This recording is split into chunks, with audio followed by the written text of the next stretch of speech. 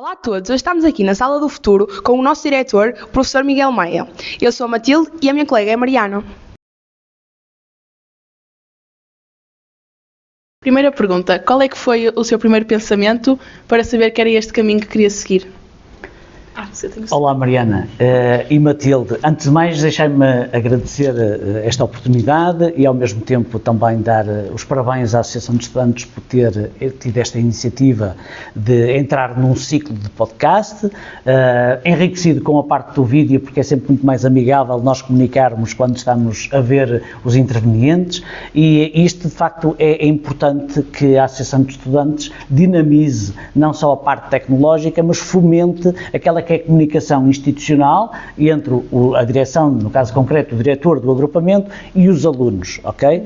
De facto, esta decisão de ser diretor de um agrupamento de escolas não é algo que a gente tem durante um sono, não é? Poderá ter num sonho, agora durante o sono não acontece de certeza. De facto, é um cargo, uma função que nós ou sentimos que temos vocação para o exercer ou não sentimos. E como é que nós sentimos isto? Sentimos quando as nossas experiências de liderança são bem-sucedidas e as pessoas que estão à nossa volta nos apoiam e nos incitam a que se calhar era um caminho a fazer, foi o meu caso, fui portanto motivado também por outros para concorrer a este cargo e no caso concreto as pessoas que me elegeram confiaram em mim e a prova disso é que estou cá. Uhum.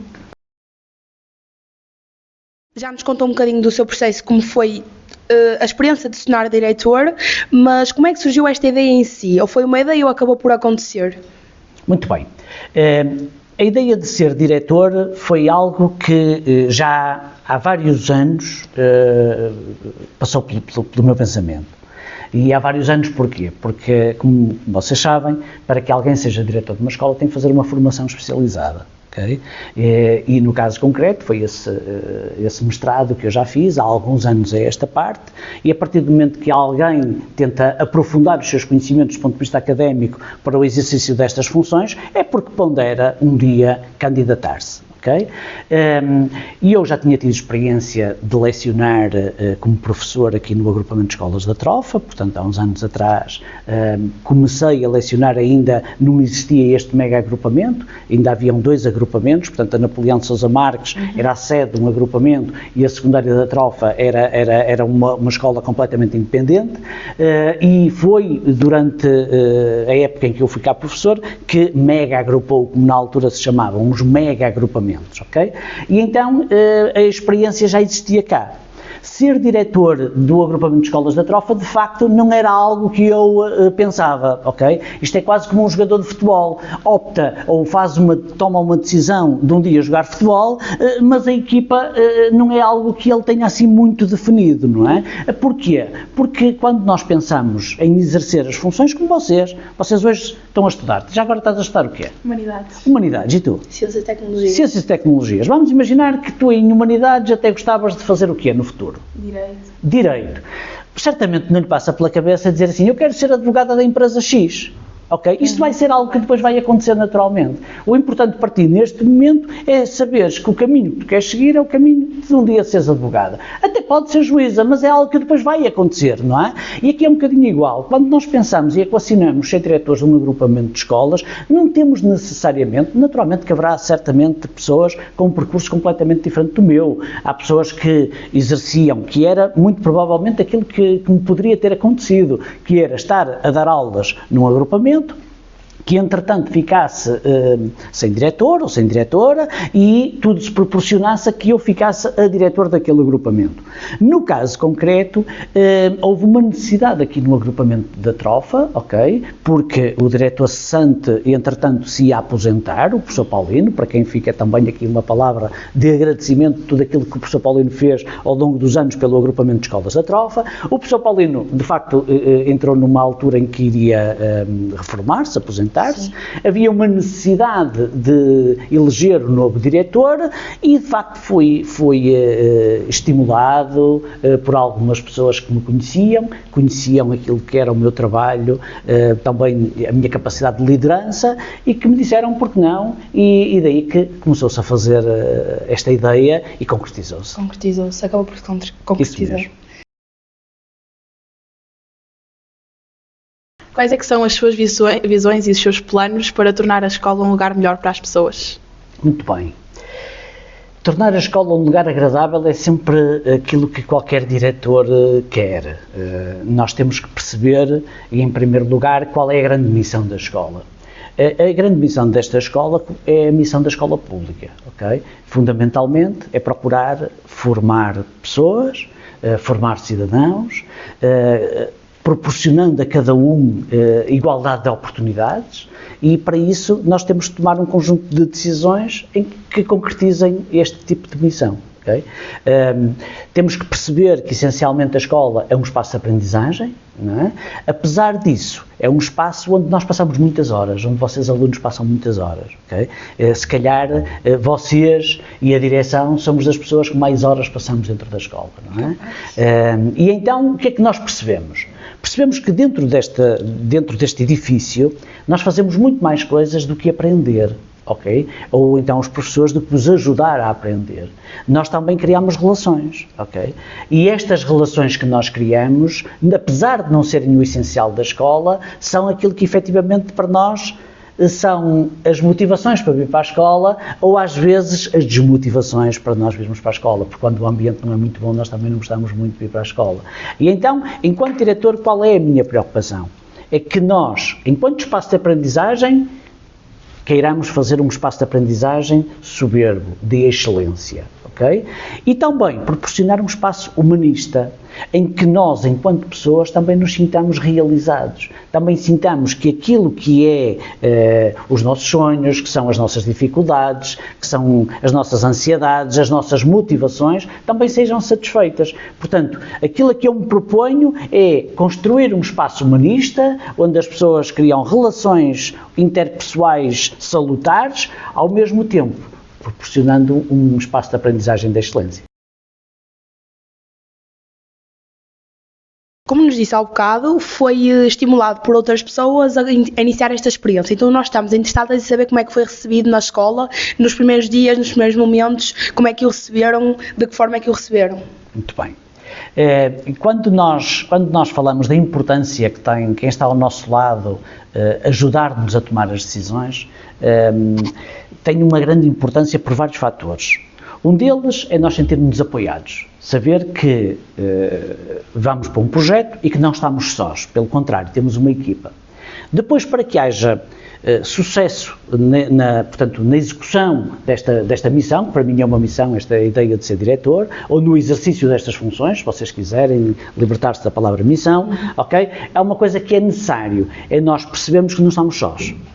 A equipa da direção é tão ou mais importante do que o diretor, ok? Porquê? Porque eu, pelo menos na minha concepção de liderança, acho que uma liderança sozinha, solitária, tende a ser ditatorial. E se queremos ter uma liderança democrática, ela tem que ser partilhada. Por isso, ter o apoio das pessoas foi, para mim, o fator decisivo para eu avançar ou não com uma candidatura a diretor desta escola, okay? Deste agrupamento. No caso concreto, a forma como depois fui tratado, sempre fui muito bem tratado no processo, e a forma como fui acolhido, não podia ter sido melhor. No dia da minha tomada de posse, tínhamos um auditório repleto de pessoas, alguns de vocês estavam lá presentes, estava a abarrotar, não cabia toda a gente. Sei que mais gente gostaria de estar presente, mas de facto pelas limitações de espaço não puderam estar. E no fim tivemos uma fantástica ceia de Natal com os professores, com o pessoal não docente também, que encheu o nosso refeitório e também se calhar não conseguiu suportar todas aquelas pessoas que gostariam de estar a jantar connosco. Portanto, melhor não podia ter sido. Muito bem. Agora, também tendo em conta a questão anterior, pelo contrário, houve alguma coisa que o impactasse negativamente nos seus primeiros dias de função? Nada. Nada. Quando nós temos noção do que é ser diretor de uma escola, e só alguém com noção do que é ser diretor de um agrupamento desta dimensão consegue ser bem-sucedido nesta missão. Porque, de facto, se vocês quiserem, isto é comparável a um navio cruzeiro, não é? Nós temos que perceber que os nossos movimentos têm que ser antecipados, todos, porque senão aquilo vai dar asneira. Se a pessoa que está a conduzir ao leme de um navio cruzeiro quiser parar o navio de um momento para o outro, tem que saber que ele não vai parar, que ele vai continuar a fluir. E, portanto, todos os nossos comportamentos têm que ser antecipados para que depois ele pare no lugar onde a pessoa que está ao leme quer que ele pare. Estar à frente ou liderar um agrupamento com esta dimensão é exatamente isto. É nós termos muita noção do que é que nos espera, ok? E no caso concreto, e eu, por experiências de liderança que tive até agora, tinha clara noção do que me espera. E sabia que também me esperava o inesperado, ok? E eu estava a contar que me iriam aparecer desafios para os quais eu não estava à espera. É de ser assim, ok? Isto é quase como quem está a conduzir. Quem está a conduzir conta, ou pode antecipar um bocadinho o comportamento dos veículos que estão à sua frente, mas de um momento para o outro pode-se atravessar um animal à frente da estrada e nós temos que contar com isso. Foi uma surpresa? Não foi uma surpresa, que a gente sabe que aquilo que ia acontecer. Agora, naturalmente que exige da nossa parte, às vezes, uma resposta que não estávamos a contar no tempo em a ter naquele momento, isso sim acontece. Agora, não houve nada até ao momento que me fizesse desistir, no sentido de decepcionar no cargo de diretor. Não, porque eu acredito nas pessoas e o meu relacionamento com as pessoas tem sido bom. Ainda bem. Sabemos que isto é um bocado recente para si, de certa forma, apesar de não ser a sua primeira experiência de liderança, então estamos interessadas em saber se durante esta transição de profissão, se precisou de algum apoio e se precisou, se o obteve. Muito bem. Precisei, tive e vou precisar. Ok?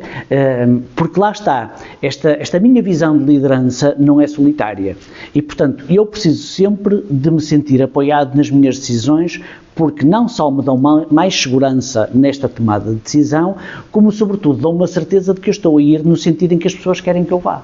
Okay? E quando nós, ainda, por exemplo, esta semana tivemos a oportunidade de ter uma reunião de um conselho de delegados e subdelegados. Isto acontece para que eu me sinta acompanhado na tomada de decisão. Esta auscultação da comunidade é importante, saber o que é que a comunidade pensa, no caso concreto, saber o que é que os alunos pensam, é importante para mim para tomar algumas decisões. E isso faz com que não só eu me sinta seguro, como saiba que estou a dar, de alguma forma, a ir de encontro àquilo que, no caso concreto, os alunos esperam. Noutras situações passa-se exatamente a mesma coisa. Eu considero que ninguém no mundo é senhor de toda a sabedoria. E, se vocês repararem, não sei se vocês sabem qual é o lema que eu escolhi para o nosso agrupamento. Não. Okay? O lema que eu escolhi para o nosso agrupamento é fundado neste princípio. O que nos distingue é a nossa força, ok? E unidos é o caminho que nós temos que percorrer. O que é que isto quer dizer? Quer dizer que eu acredito que cada um de nós tem algo de bom que pode contribuir para a riqueza do grupo. Às vezes nós ainda não fomos capazes de perceber o que é que o outro tem de bom para me ajudar a crescer. Mas eu acredito que aquilo que distingue cada um deles, aquilo em que cada um de nós aqui é melhor, se nós conseguirmos juntar o que de melhor nós temos, nós vamos construir uma escola ideal. Okay?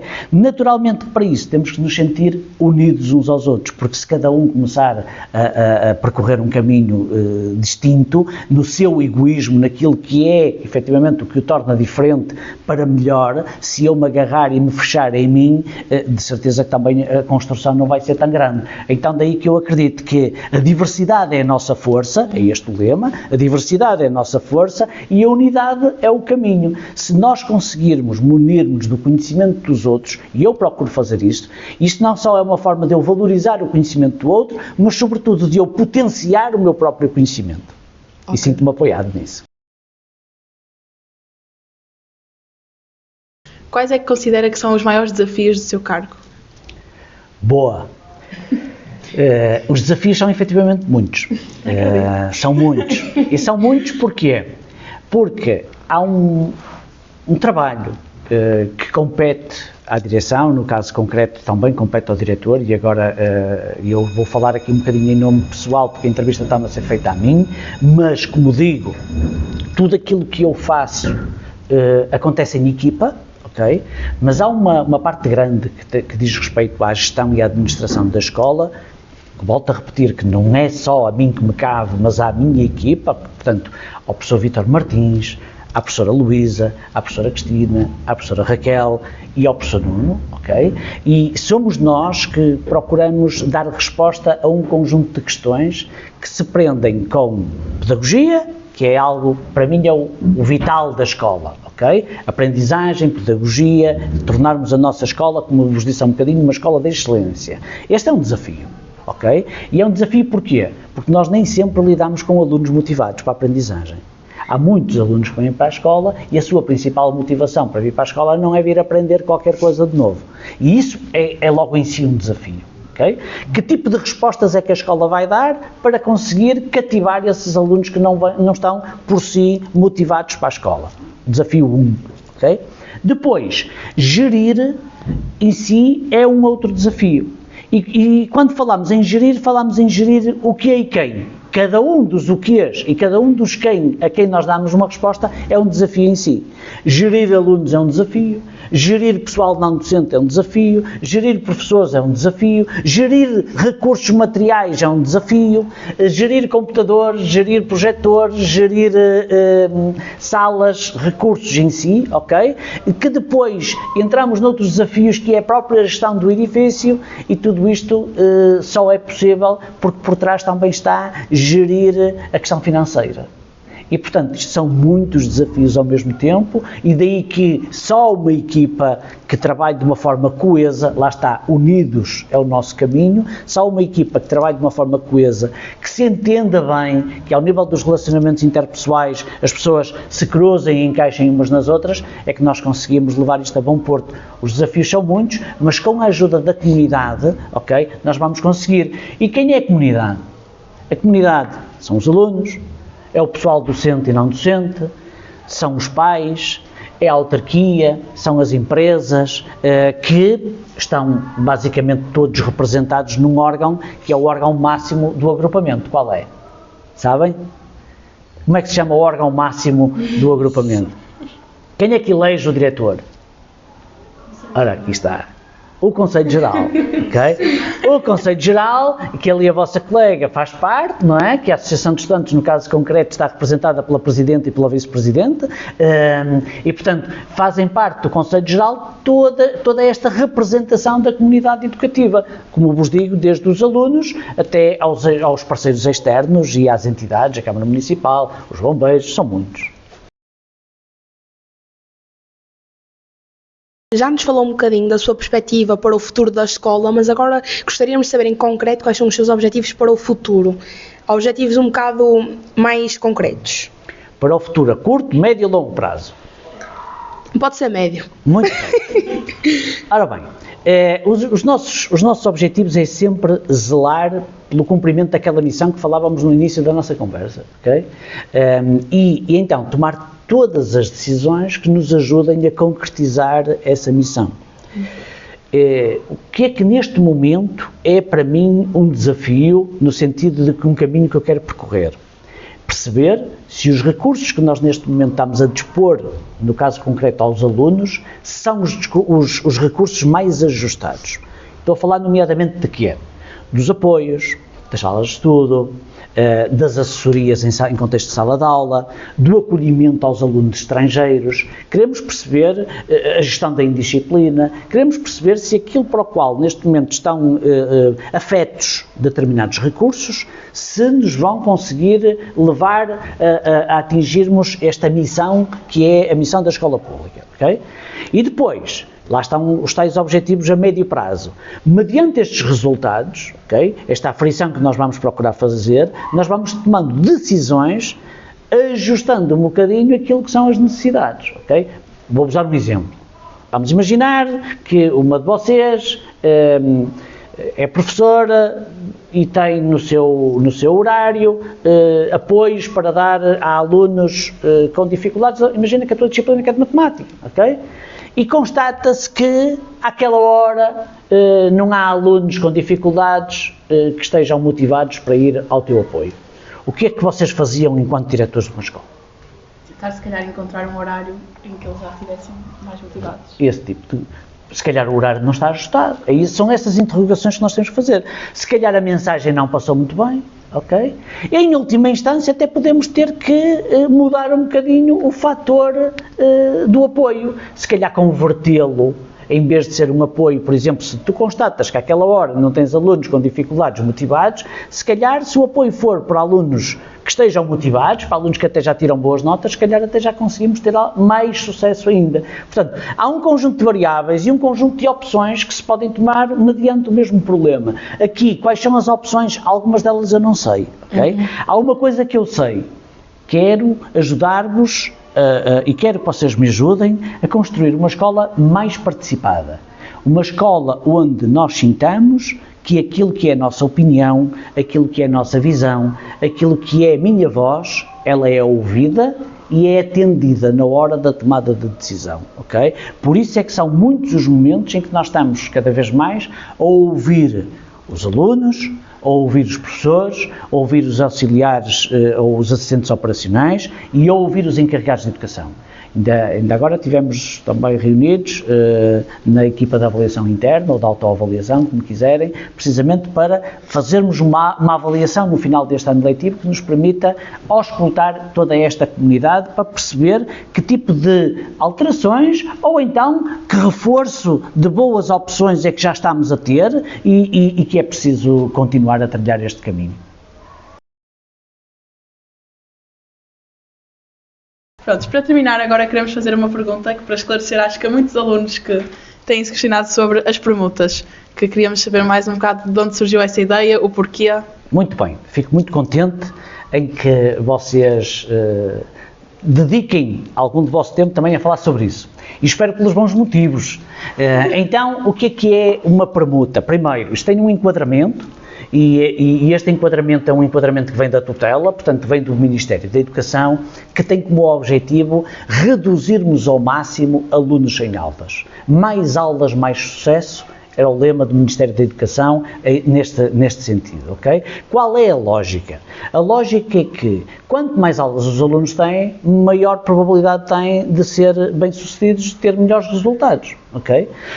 E a lógica das permutas é uma lógica que possibilita que nós consigamos diminuir ou pouco ou muito, dependendo da possibilidade de fazer permutas, o número de aulas não dadas. Como vocês sabem, no final de cada período é feita a contabilização das aulas previstas e das aulas dadas. Então, qual é a lógica? A lógica é sempre que um professor, por algum motivo, não pode ir dar uma determinada aula, ok?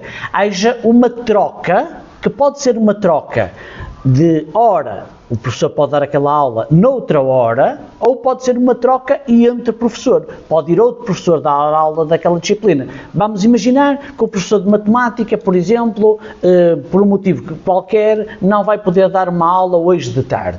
Se calhar, o professor de português, em vez de dar a aula dele de manhã, se puder dar a aula dele de tarde, o professor de matemática vai dar a aula dele de manhã e o professor de português vai dar a aula de tarde. Para os alunos, não trouxe qualquer tipo de constrangimento, porque tiveram as aulas todas direitinhas. No caso concreto, ganhou-se uma aula de matemática que se iria perder porque o professor da parte da tarde não pode vir dar a aula. A lógica das permutas é precisamente que os alunos não fiquem sem aulas. E isto é uma preocupação muito grande. E, sobretudo, vocês que estão no secundário sabem o que é, por exemplo, por motivos vários, quererem se preparar para uma prova externa, para um exame nacional e estarem sem aulas. Nós muitas vezes só damos valor a isto quando não temos. É quase como tudo, não é? Que vai desde a comida, nós quando estamos com o nosso estômago cheio, a comida não nos faz falta nenhuma, só quando estamos com fome é que ela nos faz falta. E há coisas que nós às vezes só quando não temos é que valorizamos. Vós sois umas privilegiadas, nós somos uns privilegiados por termos um tão elevado número de professores que não faltam, porque estou em crer que ninguém falta por querer. As pessoas faltam quando têm necessidade de faltar. Se nós conseguimos colmatar estas necessidades, é melhor para todos. Agora vamos jogar um pequeno jogo para conhecer melhor o nosso diretor e as perguntas são diretas e responda à primeira coisa que lhe vier à cabeça. Muito bem. Ok, então primeira pergunta. Se tivesse que morar noutro sítio do mundo, que sítio escolheria? Sul de Espanha. Muito boa resposta muito boa mesmo. Eu escolhi o meu sítio. Ok, íamos a vizinhos.